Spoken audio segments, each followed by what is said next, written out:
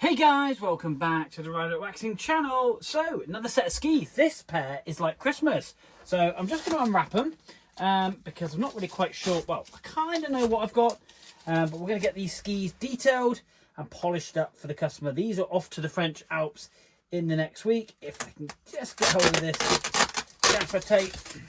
Great way to protect your skis. And if you are packing your skis up, it doesn't hurt to stick them in an old fleecy blanket, because as you know, I've just come back from Le Plan, and when you actually look how bad your board bag is, as in the sense of grime and dents and dings, just got to imagine your skis are in there. And what I always do with all my skis is I wrap them up so they're fully protected for when my customers go out, to stop them from chattering and banging together, to give them the optimum performance. And I will say, my board and my skis, or my mate's skis that I've done, is Revel 8. So if you haven't gone over to the channel, go over and check the Revel 8 ski boards, about this big, 109 centimetres. Absolutely awesome. Go across to my Le Plan video, you'll see my buddy Tom riding them. Truly awesome set of skis. If you want a pair of fun skis for powder and stuff, real jibby pair of skis, brilliant. But yeah, they were absolutely flew, I must say. I was really impressed with my board. We had some great powder days, and then we went into some sun, and yeah, it lasted the whole week. So I would always recommend new skis, get them serviced, old skis, get them serviced.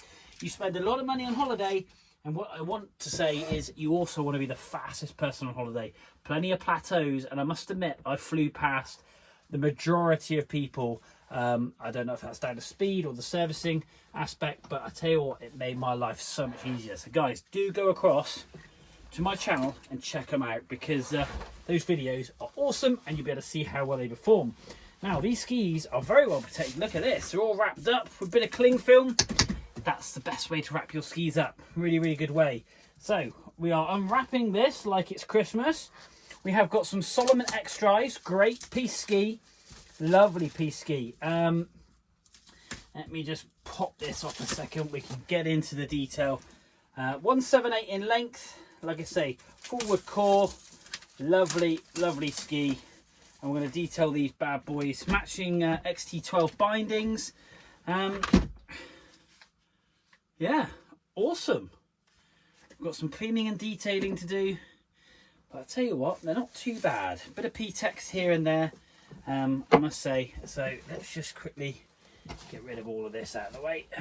I'm going to pop you in my hand. I'm going to take a quick detail look at these awesome Salomons. So here we are, one Salomon X Drive skis with those matching XT12 bindings. Lovely, lovely ski. 8.3 across, 176 in length. And now this lovely customer has actually spoken. He's set his sent his boot setting in. Now, by the looks of things, 325 set just here and here. 329, which is pretty much where we are, because I think the boot was a 327. So that is pretty much bang on. Now, always on the base of your boot, there will be a line. That line will need to line up with this line here. That is then the center of your binding lining up with the center of your boot. So when you put your boot in, click it in the front, line it down. That line should be almost pretty much in dead in line. That is the center of the ski. So do make sure that you have got the distance set. Now, from the boot size, that I would say, in my opinion, would be absolutely spot on. Now, the gentleman says he's a heavy rider, been riding for 8 weeks, and about din settings. Now, din settings are kind of a bit of a personal thing. I've got a good friend who cranks his up to 10. Now, these go up to 11 and 12. These are currently set on 7 on the front, and they're set at a solid 7 just on the rear here and here. Now, if you've had a knee injury, you want your ski to be able to release. A 7 is a good size. It is good for intermediate. It is down to personal preference. What you don't want is that your ski not to release if you get caught, or you flip, or someone hits you. You want your ski to obviously eject away from your body, causing less injury to your legs and knees. So it is quite important. I would say the majority of skis that I do for all my skiers, for people that are extremely good to not, is between 6.5 and 8. So, or 6.5, 7.5. Very rarely do I get set at 10, other than my buddies, who sets his at 10. But then he's absolutely nuts, and he definitely does not want them to come off. So you just want to really, like I say, if you've had a knee injury, I think personally, my opinion, if I was riding for 7-8 weeks, solid riding, 7-8 is perfect. Unless, like I say, you want to take that risk. So I would personally say these are set up absolutely fine. There is a DIN calculator, which I'll pop in the description below, which obviously distinguishes it maybe a little bit more better and a little bit more detail. But personally, like I say, you want your toe and your heel to release. A 7 is fine. Unless you are, like I say, strapping in to do some serious off-piste cliff drops and all sorts of stuff, and you really don't want them to come off, then yes, crack them up to 10. But anyway, let's have a quick look at the base of these skis. Not too bad. We've got a few chatter marks that we'll clean up with a base scrape. The rails aren't too bad. We will give the rails a detail. We've got some P-texing to do just in here, here, here. So we've got some gouging marks, and we'll get all that cleaned up. So there'd be a fair bit of P-tex, and we've got some high materials you can see just here. We'll get all that scraped off. And we'll just get these basically detailed and cleaned. We'll make this yellow really, really pop. And they're really furry up here and a little bit dirty. And we'll get rid of these marks just here as well. So that's ski 1, ski 2 again. Dirty, oily marks. We'll get rid of all of that. So we'll do a deep clean. We've got some marks all the way down the ski now. I don't really want my P-tex all the way down through. So some of this stuff I will base scrape as best as possible. For some of the deeper stuff on the edges, just here and here, we'll lay some P-tex down just to fill in those gaps. But we will do a full base scrape first. Then we'll clean the ski, and then we'll do another base scrape, exposing any dead material and making sure we get that off. So quite a bit of work into these skis on the base material. Like I say, they will get marked up. My board's, 2 seasons old, and it looks pretty much like this because you hit rocks and all sorts of jazz and stone. But when I'm sat on the bus in La Plan seeing kids scoot their skis across a freshly tarmacked road with no snow, I cry because the base of their skis will be wrecked, and so will the rails. But anyway, I expect they'll hire skis. Let's get on, put some tunes on. Let's get in to detailing these skis.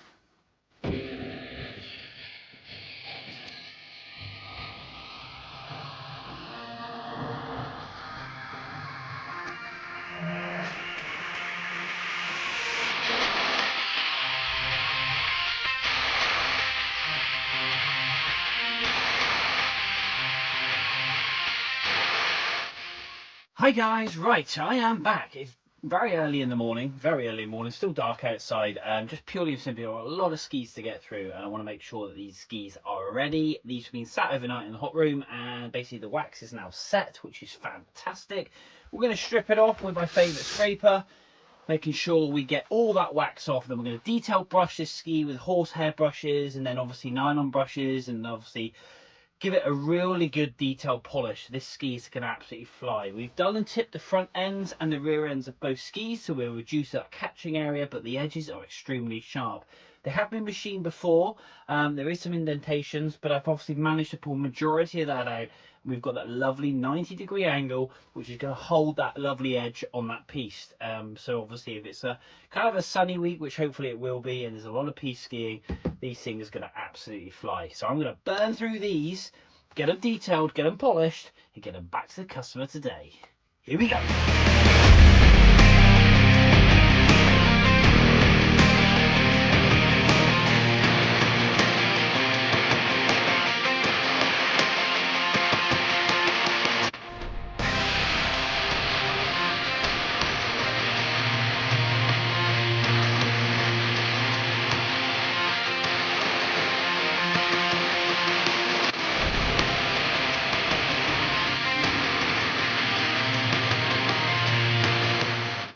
Boom! There we are. These X-Drive Salomons are all done, and they have come up superbly well.